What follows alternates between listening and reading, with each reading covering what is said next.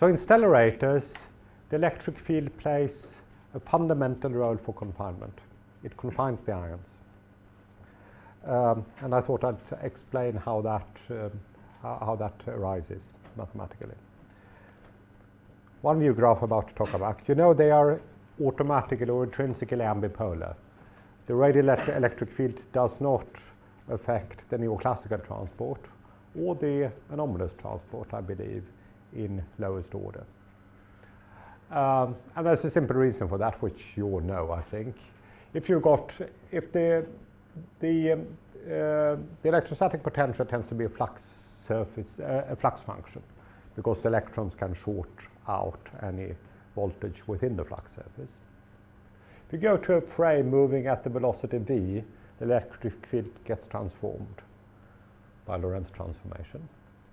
If you go if you choose v to be a toroidally rigid body rotation with an angular velocity equal to minus d phi d psi, where psi is the poloidal flux, you find that the electric field in the rotating frame disappears, vanishes.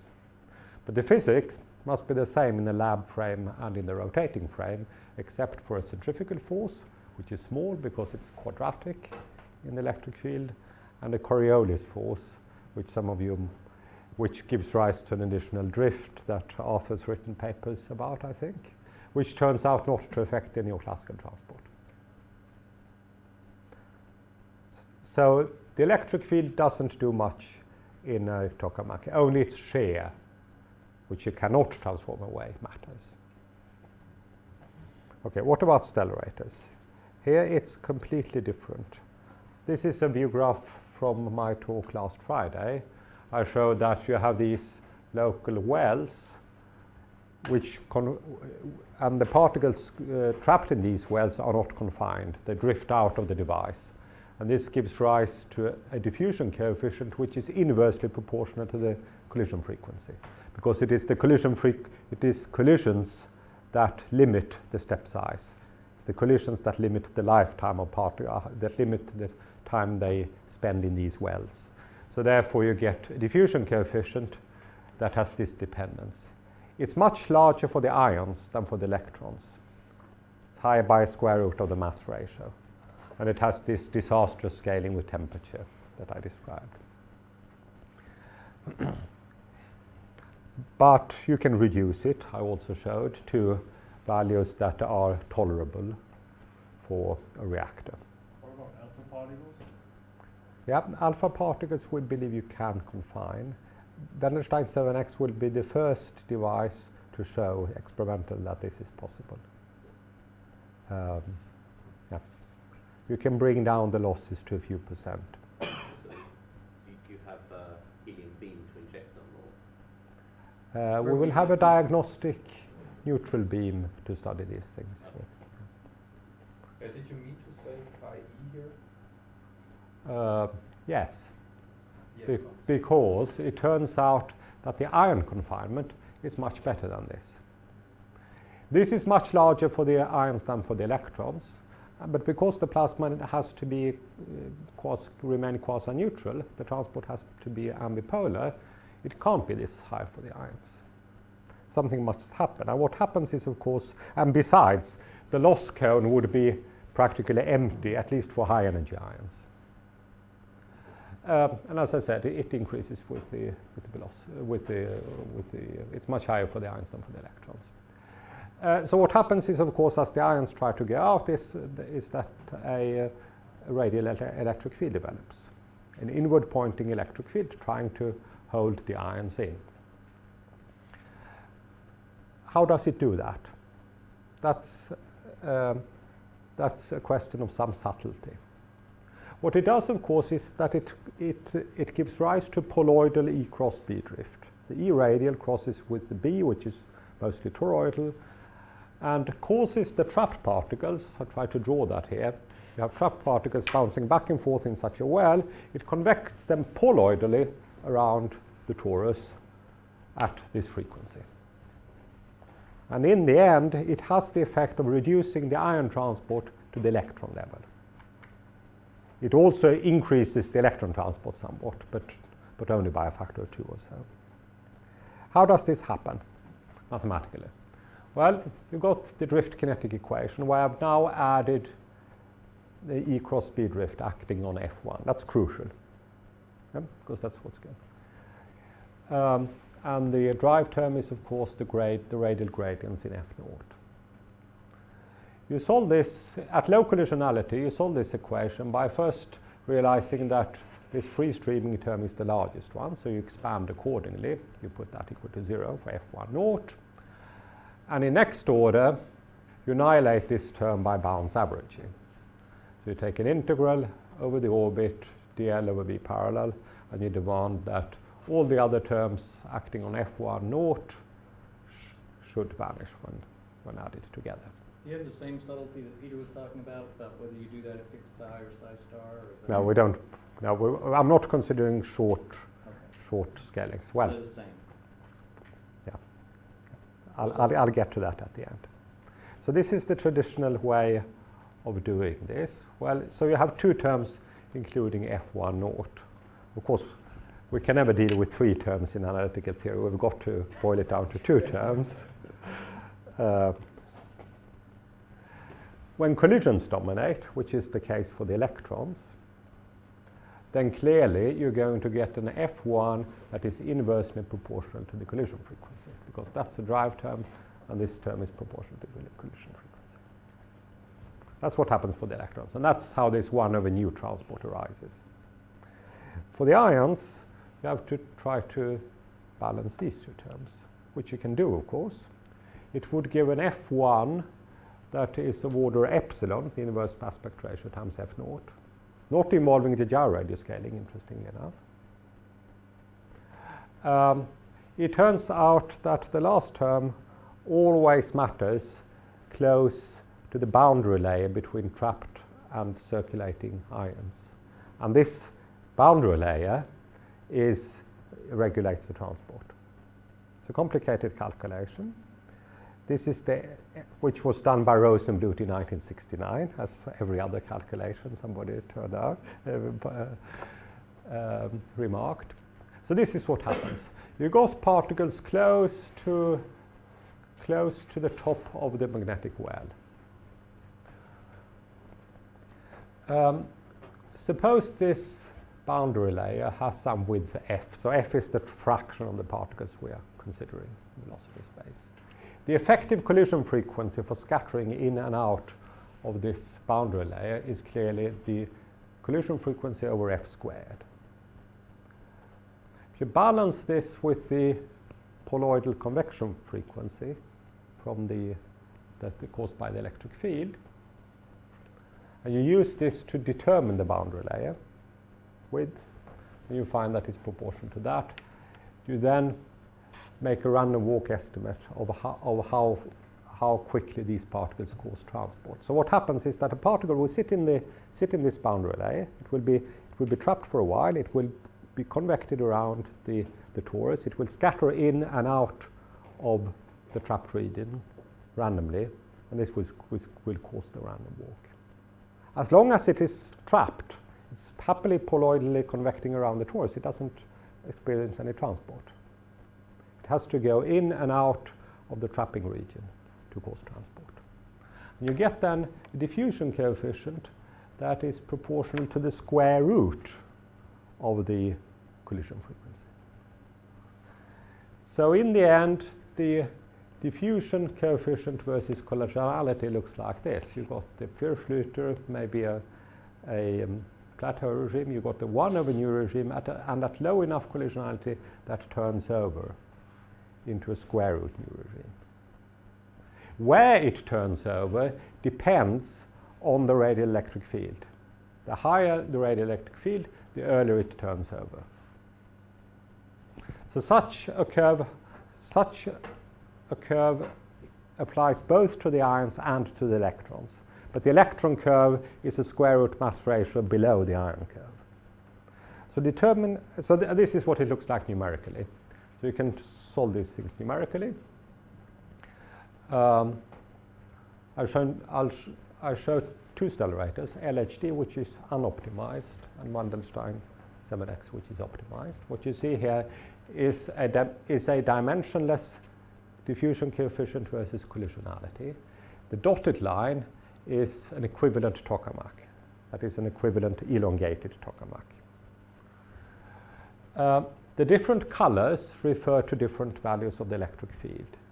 So the electric field does not affect the transport in the Purge-Luther and the plateau regime.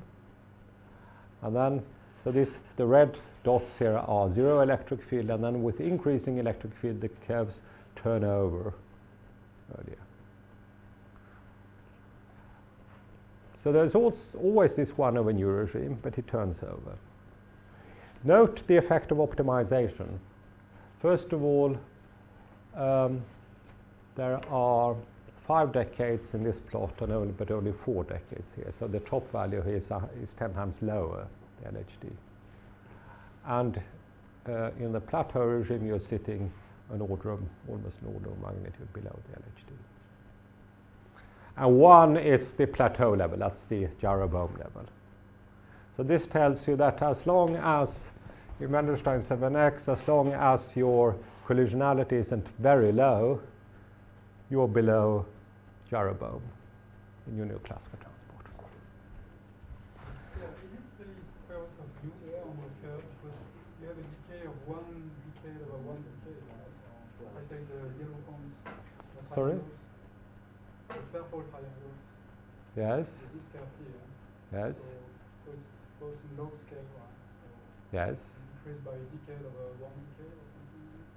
So We what? expect an exponent of 1/2. So this One looks like half. an exponent of 1, this is. Yeah, the slope doesn't look Let's like see. Goes from 1. It's about a half, isn't it? It goes. It's 1. Yeah, it's somewhere between. It turns out that at yet lower collisionality, the square root nu regime turns into a new regime. Okay. Yeah. So there are all these regimes, and in practice they are not well separated, which is why all of this needs to be calculated numerically. So how is the electric field determined?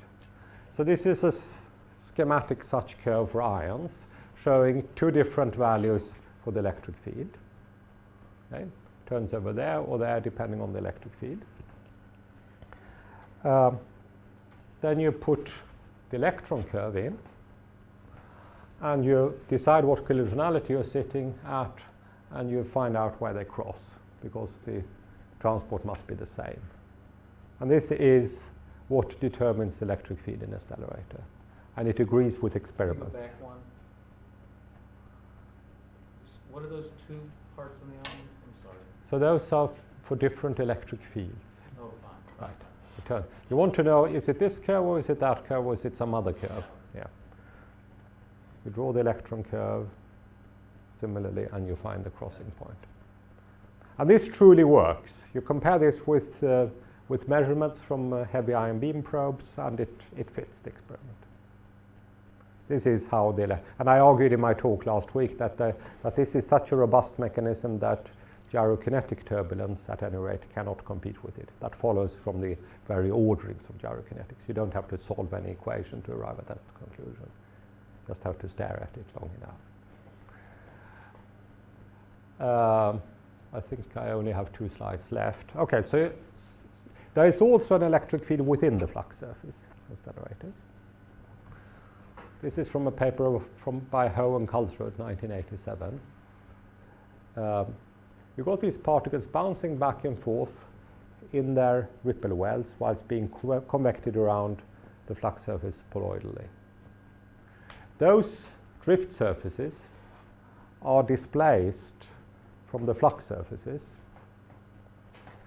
by a distance, the magnetic drift divided by the E cross B circulation frequency, which is of order the aspect ratio. So this causes a density variation, a cos theta density variation, roughly speaking, if the flux surfaces were circular, which they aren't, but this is sort of schematically, of order the number of such particles, Ft, times inverse aspect ratio cos theta, which then causes a similar potential variation within the flux surface. This is a small potential variation, but it's not on the gyro it's not of order the gyro radius. Heavy impurities feel, of course, a z times larger electric field within the flux surface, and in practice this can be of order unity. So you do not expect impurities in a stellarator to have to be evenly spread out on flux surfaces. A final slide on how these calculations are done. They are done with the DKES code of Steve Hirschman, and it involves a slight swindle, which I want to mention. You solve this drift kinetic equation that I showed you with pitch angle scattering only as your collision operator, sometimes with momentum conservation. This is a partial differential equation in 3 variables, the pitch angle and the 2 angles, Boozer angles, for instance, on the surface, the poloidal and toroidal angle. The velocity does not change. The kinetic energy is conserved both by the left-hand side and by the right-hand side. By the right-hand side because there's no energy scattering, by the left-hand side because it doesn't change V. So this is very convenient. V is not an independent variable here, it's just a parameter in the equation. This reduces the dimensionality of the problem from 4 to 3. However, there are some problems with this. First of all, in practice, of course, a particle moves radially somewhat.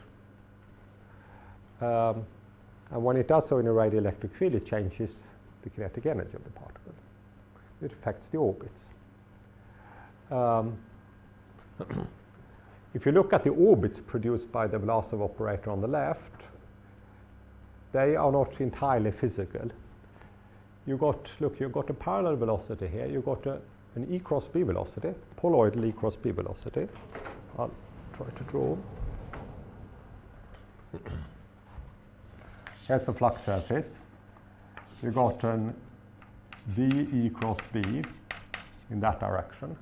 That has the effect of tilting banana orbits in a tokamak like this, because the parallel velocity either has to work with or against the cross B velocity. Nothing of the sort actually happens in a tokamak. Banana orbits are not tilted by the radial electric field. Orbits always remain up-down symmetric. And in practice, this effect is entirely cancelled by another effect, which is that when particles move from the inner leg to the outer leg on the banana orbit, they gain or lose energy as they move in the radial electric field. That extra kinetic energy ends up in the parallel motion. When you take the poloidal component of that parallel motion, it exactly cancels the E cross B drift. Orbits are up-down symmetric because everything in the equations are up-down symmetric actually when you think about it. But DKES thinks that the orbits tilt in this But way. here, what if you go close to the edge and things are not up-down symmetric? Could that be broken? Well, then of course the orbits are up-down symmetric for other reasons. This doesn't make them up-down symmetric. But may this add? Well, it will add artificially in the code, that's what I'm saying here. The shape of orbits can be entirely deduced from the constancy of energy, mu, and p phi. There's nothing up-down symmetric in those quantities, so the orbits can't be unless the magnetic field is. You're only talking about tokamak orbits. Yeah. But Yeah. Yes. This is just these are talking the about. finite orbit effects. Another slight swindle in the code is that the left-hand side doesn't actually conserve particles because this radial motion has been left out. To fix Steve Hirschman, who's written this is by far the best tool in the community. I'm not trying to say anything else. Steve Hirschman is a very clever fellow. He's realized that he can fix that by replacing B squared in the denominator of the E cross B drift by its flux surface average. Then you make the E cross B drift divergence free and you conserve particles. And that's done. Yeah, that's done in the code. Yes. So this is there is some evidence that this negligence causes some inaccuracies when the electric field gets large enough, but probably not in the most common modes of operation. So my conclusions are that the electric field is extremely important in accelerators. It confines the ions, and it reduces their neoclassical transport to the electron level. But it is not treated entirely rigorously. Thank you.